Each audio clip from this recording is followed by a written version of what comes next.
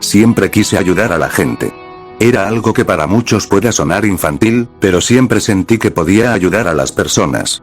Me daba esa satisfacción ayudar a otros. Quizás porque mi familia me enseñó que debo ayudar a quien me necesite, fue por eso que quise ser un policía. O quizás también fue porque cuando era chico, de los 50 a los 60, ocurrieron eventos que abrieron mi perspectiva de un Estados Unidos, que pasaba de ser alegre y optimista, a uno donde morían figuras que intentaban hacer el bien como John F. Kennedy o Martin Luther King. El entrenamiento no fue sencillo, pero todo valió la pena para llegar hasta este momento, donde por fin tengo este libro escrito, y donde narro mis hazañas. Me enlisté como policía en 1974, a mis 25 años, en esos años Estados Unidos estaba hecho un caos. Perdimos la guerra de Vietnam, Richard Nixon fue un terrible presidente, la Guerra Fría seguía en pie y estaban impulsando aún la carrera espacial, la cual, aunque se pensó dar por concluida el año en que Buzz Aldrin o Neil Armstrong pisaron la luna, Estados Unidos quiso continuar. Mientras miraba como mi país poco a poco veía el sueño americano como una mentira, aunque yo intentaba ganarme la vida como policía en Nueva York, era obvio que el país estaba pasando por un muy mal momento, y pensaba que necesitaba algo más optimista y alejado del pesimismo que hubo la década anterior. Siempre he sido un optimista de corazón y un entusiasta de los cómics. Especialmente los de superhéroes. Siempre me parecieron interesantes, seres que peleaban por otros, siendo tan lejanos a nosotros por sus poderes, pero ayudando a conectar con la humanidad al salvarla en muchas ocasiones.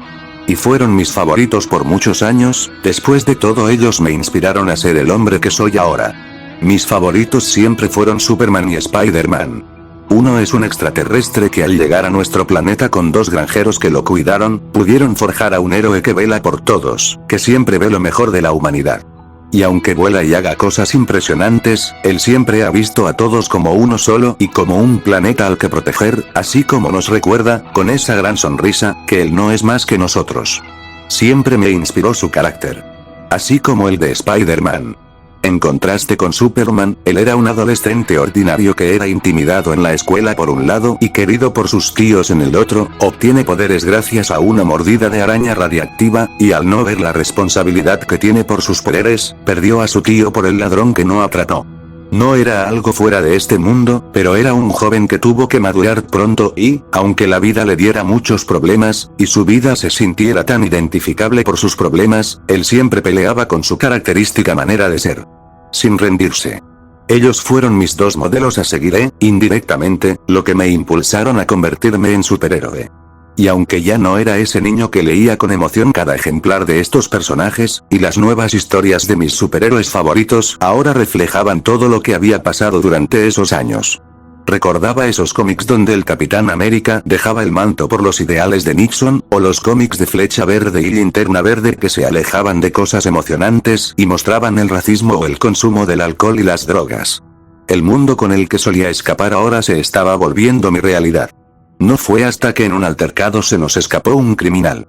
En 1977, un farsante que se autoproclamaba psíquico, pero que no era más que un simple ilusionista obsesionado con la teatralidad, conocido como Stalker. Quien se convirtió en mi primer enemigo. Recordaba específicamente su vestimenta de mago y su antifaz negro ocultando su identidad. Siempre era muy bueno para escapar gracias a sus trucos, y aunque conseguíamos atraparlo él siempre encontraba la manera de escapar. Esto lo sentí como la oportunidad perfecta de disfrazarme. El mundo estaba oscureciéndose y sentía que tenía la oportunidad de cambiar las cosas. Pude crear mi propio traje, pero quería hacer un diseño propio, tendría que pensar en cuanto fuera lo más cómodo posible. Gracias a Larry, mi mejor amigo, pude crear el diseño del traje, el cual no tendría capa por cuestiones de seguridad de mi cuello, e inspirándome en diseño de Robin, el acompañante de Batman, pude fabricar mi propio traje. Unos calzoncillos, una camisa, botas, guantes y un antifaz con máscara que ocultarían mi identidad, ahora faltaba un nombre. Fue cuando pensé en algo que fuera agradable, no quería más cosas pesimistas, sino inspirar y dar esa sensación de optimismo. Fue cuando salió dentro de mí el nombre de Godspeed, un nombre nació de una frase para despedir con los mejores deseos, y de ahí, nació mi alias superheroico. Aún recuerdo mi primer día, fui visto como un loco al caminar con un traje en las calles, pero comencé a pelear en las calles de Nueva York para mantener la ciudad segura del crimen, y de ahí en adelante, Godspeed se convirtió en un sinónimo de protección e inspiración para las personas. Realmente me sorprendió cómo pude convertirme en un icono y en el modelo de inspiración de mis compañeros. Fue ahí cuando llegaron mis compañeros. Primero fue Sarah Evans, o conocida como la primer Crimson, una joven detective que se había vuelto en la primer superheroína del grupo, con un traje similar a Dick Tracy con la gabardina de color rojo, el sombrero y un antifaz negro que le ayudaba a ocultar su identidad. Y se convirtió en mi mejor amiga en esos años. Pues ella y yo éramos los únicos que veíamos esto como un ideal, que ahora todos verían como excesivamente altruista. Y aunque ya tiene tiempo que no hablamos, siempre le guardo mucho respeto y estima. Después vino el Capitán York, un superhéroe como pocos, por su traje de pirata, según él, ocultando su identidad con el parche en el ojo, aunque nadie le creía eso. Asimismo, todos conocemos quién era. Harold Sullivan había sido un criminal en sus años iniciales, hasta que su vida cambió tras haber sido aprisionado después de ser buscado por tanto tiempo, decidió dar vuelta a la página y empezar su vida otra vez. Su fiel acompañante fue Red Demon, o Simon Harrison como lo conocíamos, un hombre que se ganaba su vida como luchador amateur y que pudo llegar lejos, pero que, tras la creciente criminalidad, decidió convertirse en un superhéroe, empleando sus técnicas para enfrentar a la gente. Él defendió a Harold de un intento de asesinato por parte del grupo criminal al que pertenecía, por lo que ambos se habían vuelto amigos y grandes aliados. Aunque él tenía un traje de auténtico luchador, llevaba una máscara colorida, y unos pantalones de color rojo y botas del mismo color. A diferencia de Sarah y yo, Harold y Simon no peleaban por un ideal, ellos salían a las calles, sintiendo que lo que tenían era para remediar todos los errores que hicieron, como una oportunidad, no les importaba tanto la seguridad de otros, sino que se sentían cómodos peleando porque pensaban que con eso podrían sacar todo lo que tenían. Entre ellos también estaba Naig, el caballero. O así le decían. En realidad, él siempre fue un caballero en persona, era un hombre pulcro y de buenos ideales que peleaba por las personas, pero no era tan acercado al grupo, y aunque era un gran compañero, él tenía su propia vida fuera del grupo, por lo que quería estar lo más alejado del grupo. Su armadura era gris, y solo tenía en su brazo una hombrera de acero auténtico como de un caballero. Y aunque fue un gran amigo, dejamos de tener contacto después del retiro del grupo. No diré su nombre por respeto al hombre que es y porque ha decidido vivir alejado de todo lo que es la capa y la máscara. Y el último de ellos, era la oveja negra del grupo fue Stanley McDonald, o conocido como Marvelist. Él a diferencia de todos, él siempre vivía una doble vida, era por fuera un hombre reservado pero por dentro, era un hombre con problemas de alcohol y que tenía ataques de ira, y de todos nosotros, parecía ser el que menos peleaba por algo que no fuera más allá del desinterés. Ni siquiera lo divertía salir a patear traseros, simplemente lo veía como desahogarse cuando estaba con nosotros, como si con cada problema que tuviera en su vida, usara a los criminales para desahogarse de la impotencia que sentía. En muchas ocasiones, era el que siempre operaba por su cuenta, en vez de que estuviéramos juntos con él, y dio muchísimo de qué hablar su comportamiento.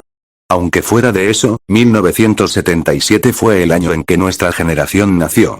Los superhéroes ahora existían. Tal vez no teníamos los poderes o las habilidades que nos hacían más poderosos, pero ahora estábamos ahí. Éramos la burla de la policía y de la ciudad de Nueva York un día, y al siguiente ya éramos sus protectores. Fue que a principios de 1978, los nuevos superhéroes ahora estaban reunidos y consolidados en un nuevo grupo. Nos convertimos en los cazadores del crimen en ese año y nos convertimos en su protección durante los años de Jimmy Carter.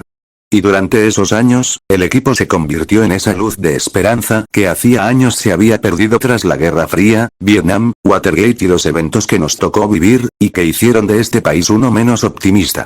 Los enemigos son reconocidos en esos años. Stalker fue uno de ellos, el cual, como buen maestro de la teatralidad nos dio buenas trampas, e hizo que en ocasiones tuviéramos problemas en atraparlo.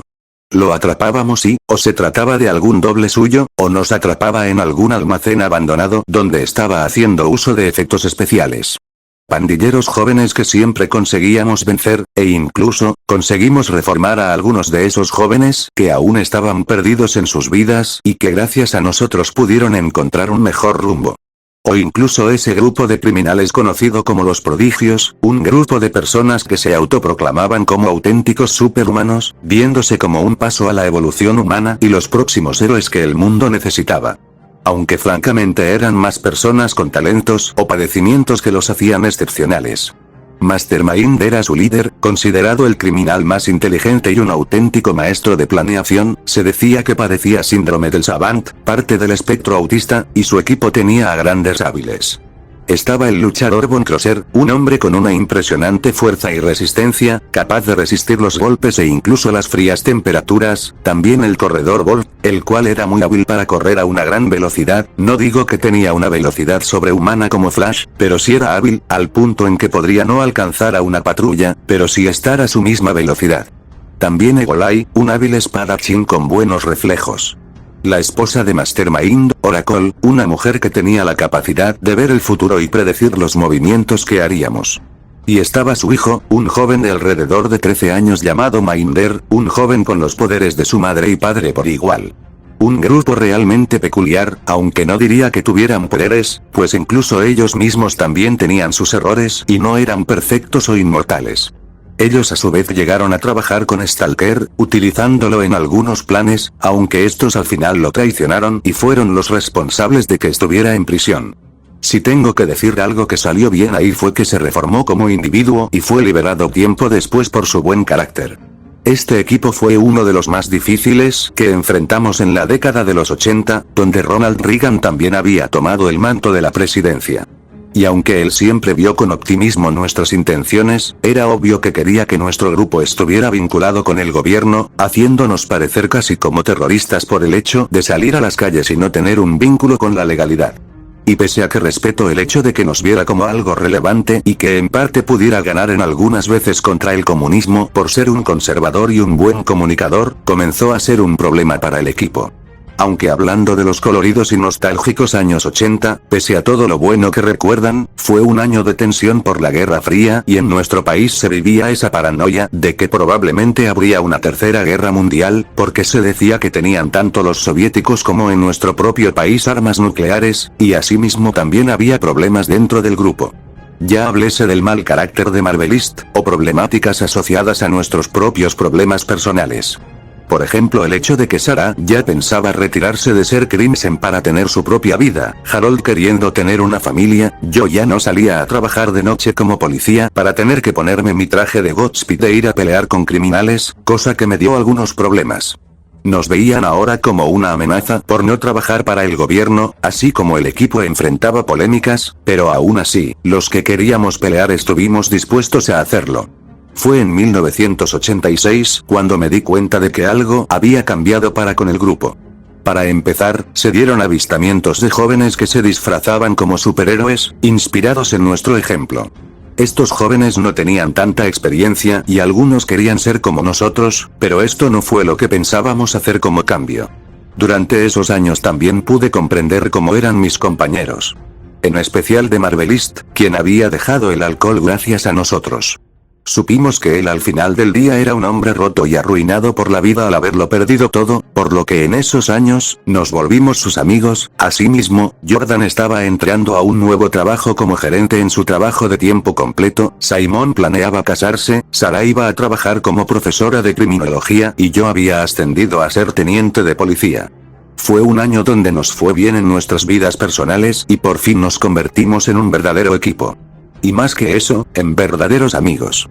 Asimismo en 1988, cuando teníamos que ver cómo, por fin, después de 10 años trabajando juntos, una nueva generación de justicieros enmascarados estaba llegando para tomar nuestro lugar.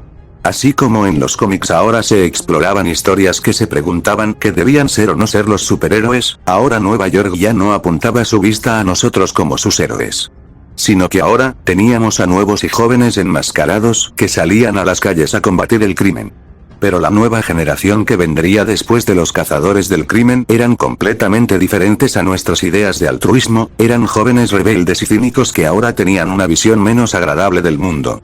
Se trataba de una nueva generación de justicieros enmascarados que peleaban por intereses distintos a los que nosotros peleamos a fines de los 70 y durante los 80. Fue en esos años cuando apareció el primer nuevo superhéroe. Su nombre era Frightner, y lo describo fácilmente como un Batman más irascible. Con todo y el traje negro, el cual no parecía ni de lejos la armadura de Michael Keaton en la película del personaje. Era evidente que él no parecía ni siquiera un héroe que seguía nuestros principios, era incluso más violento que el propio Marvelist, era más bien de esos supuestos héroes que hacían todo bajo métodos de dudosa moralidad. Pues él no tenía problema en dejar heridos de muerte y fracturados a varios de los criminales con los que se encontraba. Él había aparecido y una nueva ola de superhéroes había llegado. También apareció Lawless. O el juez y jurado que sentenciaba la ley. Un hombre que peleaba en las noches contra los criminales, los mafiosos y los pandilleros que estaban comenzando a instalarse en Nueva York, especialmente en la cocina del infierno, zona donde siempre fuimos muy cautelosos, para él era como su terreno. Solo que a diferencia de Frightner, él dejaba vivir a los criminales y no era tan brusco con ellos como si lo era con algunos mafiosos o pandilleros. Un tiempo después, el gobierno de Reagan acabó e incluso tuve esa plática con él, claro que siendo Godspeed y no Gary Arnolds, donde llegué a comentarle que nosotros solo estuvimos ahí para ayudar a la gente, y que yo buscaba ser un superhéroe porque de verdad valía la pena pelear por ayudar a un mundo en el que las cosas podrían ser mejores. Siempre pensé que ser superhéroe lo valía porque tenías los poderes, pero ahora, y después de tanta experiencia, pude comprender que ser un superhéroe no significan los poderes, el traje o las hazañas, sino las acciones y las intenciones te hacían uno. Una lección que hasta el día de hoy sigo sosteniendo hasta el fin de mis días. Fue un tiempo después en que la Guerra Fría terminó, desde que era niño siempre entendí esto como algo tangible, pero ahora que era un adulto había terminado todo, por lo que, eso con lo que toda mi vida había temido, se había ido para siempre. Pero así como terminaba el problema de gran escala, Estados Unidos tuvo que enfrentar sus propios problemas. No fueron tantos como se pensó cuando George H.W. Bush tomó la presidencia en 1989.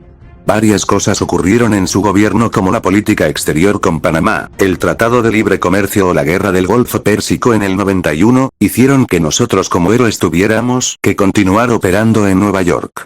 Aunque más de los nuevos superhéroes estaban llegando de la generación grunge.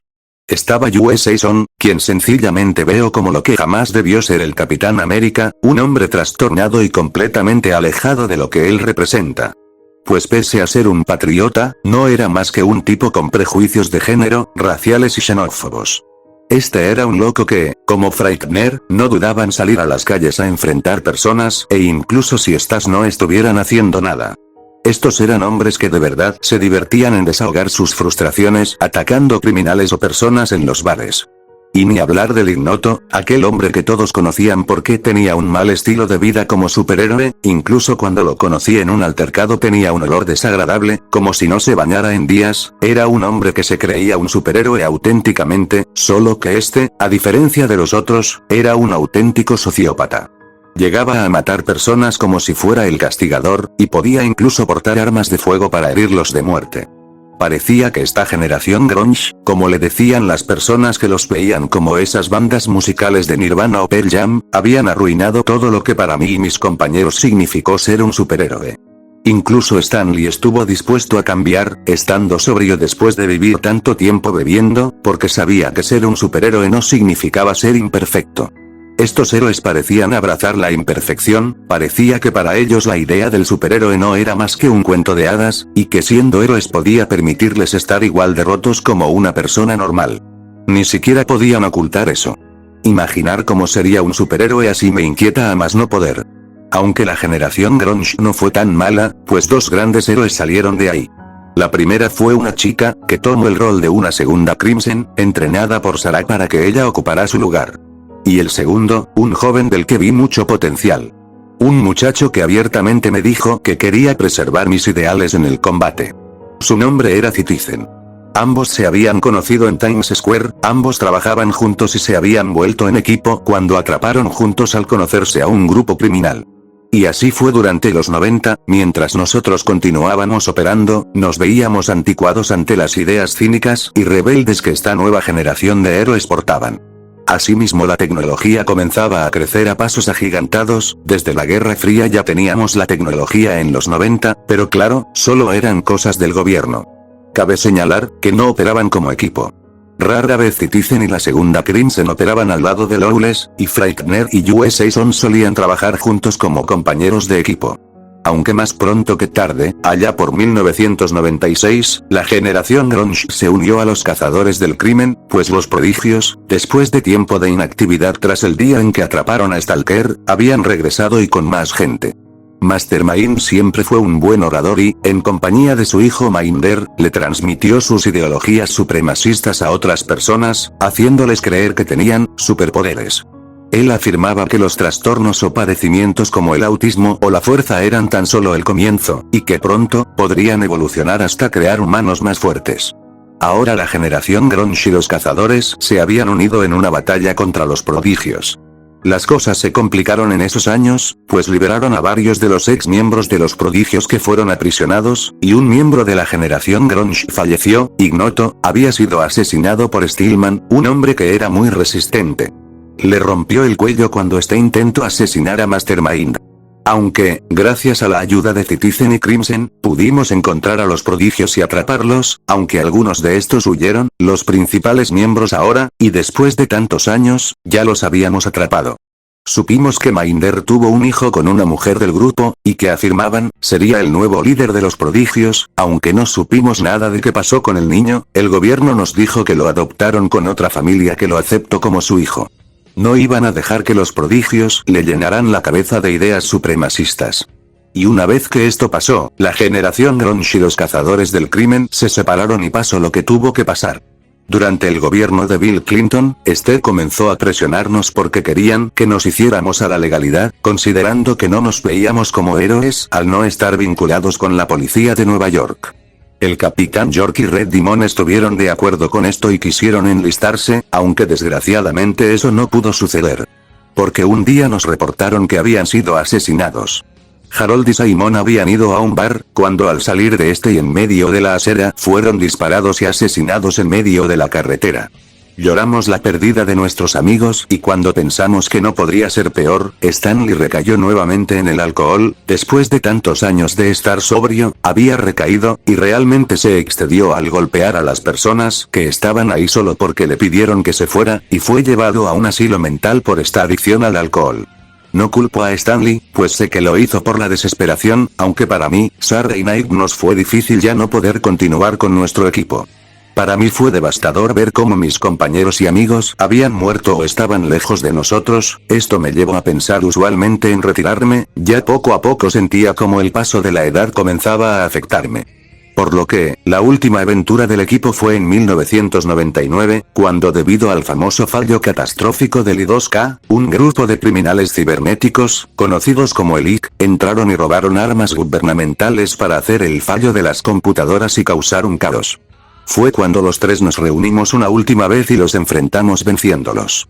Aunque en ese mismo año, la policía de Nueva York nos dijo que ya no querían que volviéramos a operar, aunque hubiéramos sido los héroes de Nueva York en el pasado y hubiéramos ayudado a la ciudad desde fines de los 70, ahora teníamos que retirarnos, por lo que, en junio de 1999, los cazadores del crimen dejaron de existir. Y donde, después de 2 décadas de operar, revelen mi identidad secreta como Gary Arnolds y dejar el manto de Godspeed para siempre. No me arrepiento de tomar esa decisión, ya estaba envejeciendo y sé que puedo retirarme porque ahí sigue la generación grunge, y pese a todos los miembros que hay ahí, sé que miembros como Citizen o la segunda Crimson podrán inspirar a otros a seguir sus pasos. Después de todo yo y Sarah fuimos sus mentores. Fue doloroso, aunque aún hablo con Sarah y actualmente he pedido comunicación con Nate después de todo este tiempo, he estado dando seguimiento a la generación grunge que continuó operando durante ese año, consiguiendo vencer a varios grupos de criminales o pandilleros. No sé qué depare para el futuro de los superhéroes, pero sé que están en buenas manos. Ya mencioné a quien considero el más capaz de todos y el que tiene el potencial para ser el mejor de los superhéroes de su generación. Muchas noches atrás, pensé en qué pasaría si algún día, quizás muy lejano, llegarán a existir verdaderos superhéroes, no más justicieros enmascarados, superhéroes de verdad, con poderes y habilidades extraordinarias. Desearía pensar en que si llegarán, pudieran mejorar sus caracteres. En mis años como Godspeed, pude entender que ser un superhéroe no te hace perfecto, al final del día todos somos humanos, tenemos nuestros temores, defectos y a veces estamos rotos como personas, pero podemos elegir cambiar y pensar en hacer lo correcto por nosotros y por todos los demás. Asimismo, espero que si llegara a haber más generaciones de superhéroes, puedan emular lo que intenté y los demás cazadores del crimen intentamos hacer para este país. Un mejor lugar y, si tan solo pudiera suceder, un mejor mundo.